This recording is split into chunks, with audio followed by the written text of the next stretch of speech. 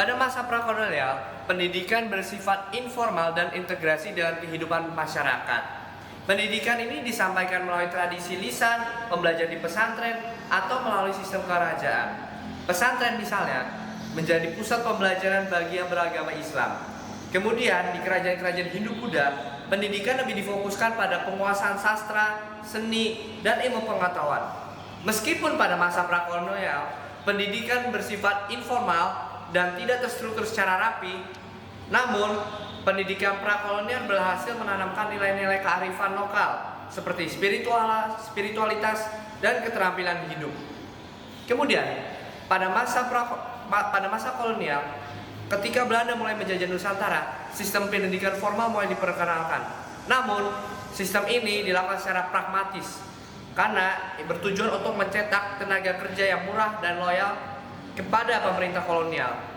Pendidikan hanya diberikan kepada anak-anak kalangan elit seperti anak-anak bangsawan atau pegawai pemerintah melalui sekolah seperti Holland Inlandese School atau HIS dan sekolah raja.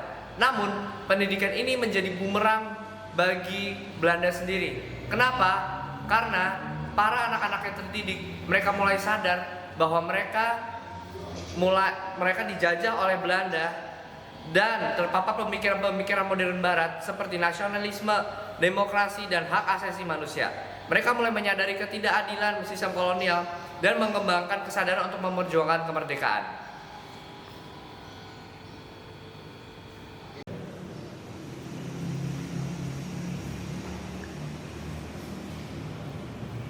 Semakin banyak kaum terdidik membuat bangsa Indonesia akhirnya menyadari bahwa mereka harus keluar dari belenggu penjajahan.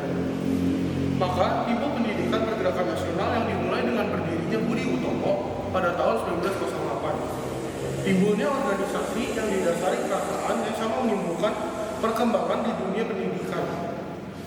Terdapat beberapa motivasi yang mendasari pendidikan nasional adalah: pertama, motivasi nasional yang dimana sistem pendidikan yang hanya diperuntukkan untuk kaum tertentu menimbulkan ketidakpuasan sehingga berusaha untuk menciptakan sistem pendidikan nasional yang sesuai dengan kepentingan bangsa Indonesia.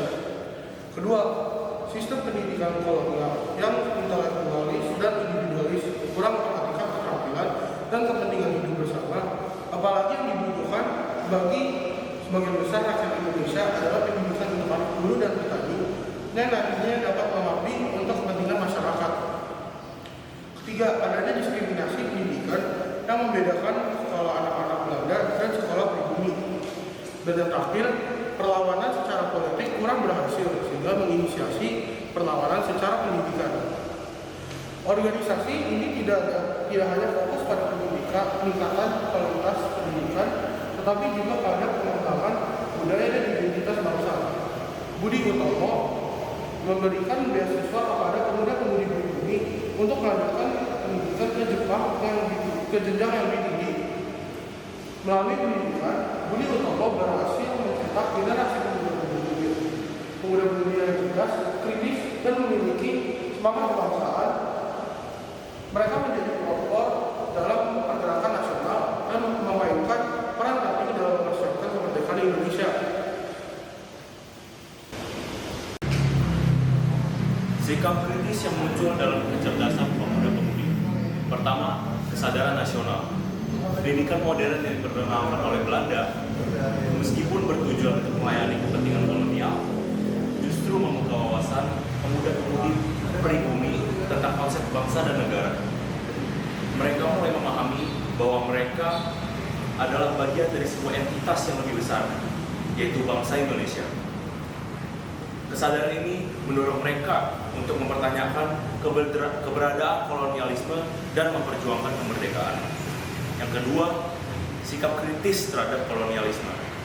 Pemuda-pemudi terdidik mulai menyadari eksploitasi yang dilakukan oleh Belanda terhadap sumber daya alam dan manusia di Nusantara. Mereka menggunakan pengetahuan yang diperoleh dari pendidikan untuk mengkritik kebijakan kolonial yang tidak adil. Misalnya, melalui tulisan-tulisan di media cetak atau pidato-pidato. Mereka menyuarakan perlawanan terhadap sistem tanam paksa, diskriminasi rasial, dan penindasan hak-hak rakyat. Pendidikan tidak hanya meningkatkan kecerdasan akademik, tapi juga membentuk karakter pemuda-pemudi yang berani dan progresif. Mereka tidak puas dengan status tetap, tapi terus mencari cara untuk memperbaiki kondisi sosial dan ekonomi serta politik. Semangat perubahan ini terlihat dari munculnya organisasi-organisasi bergerakan seperti Serikat Islam, Unit Masjid, dan Perhimpunan Indonesia yang dipimpin oleh para pendidik. Dan kecerdasan dan kesadaran yang dibentuk melalui pendidikan menjadi fondasi bangkitan nasional yang ditandai dengan berdirinya Budi Utomo.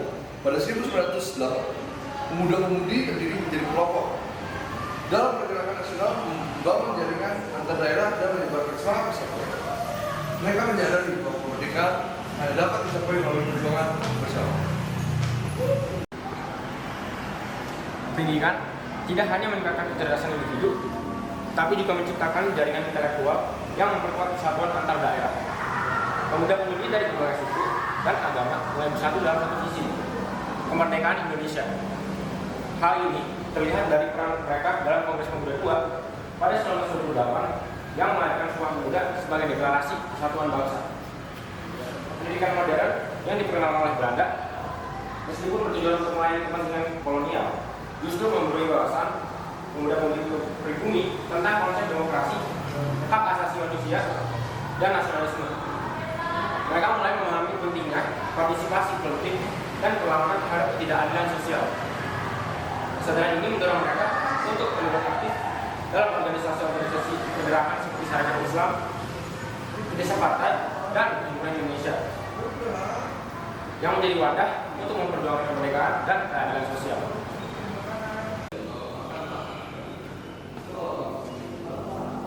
Pemuda-pemudi terdidik jadi tulang punggung pergerakan nasional. Mereka menggunakan pengetahuan dan keterampilan mereka untuk mengorganisir perlawanan, menulis karya yang menginspirasi dan memimpin perjuangan menuju kemerdekaan. Seperti pada contoh-contohnya tokoh-tokoh seperti Soekarno, Hatta, dan Tan Malaka merupakan produk dari pendidikan kolonial yang berhasil mengubah sistem tersebut jadi alat perjuangan. Dari ini kita dapat menerima kesimpulan, pendidikan memainkan peran sentral dalam membentuk kecerdasan dan kekritisan pemuda-pemudi Indonesia dari masa kolonial hingga akhirnya Budi Utomo. Pendidikan menjadi alat untuk membangun semangat kebangsaan dan perlawanan melawan penjajah.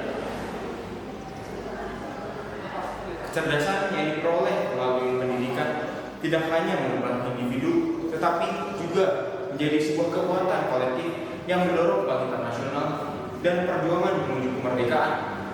Pemuda-pemudi terdidik jadi agen perubahan yang membawa Indonesia menuju kemerdekaan dan kemajuan.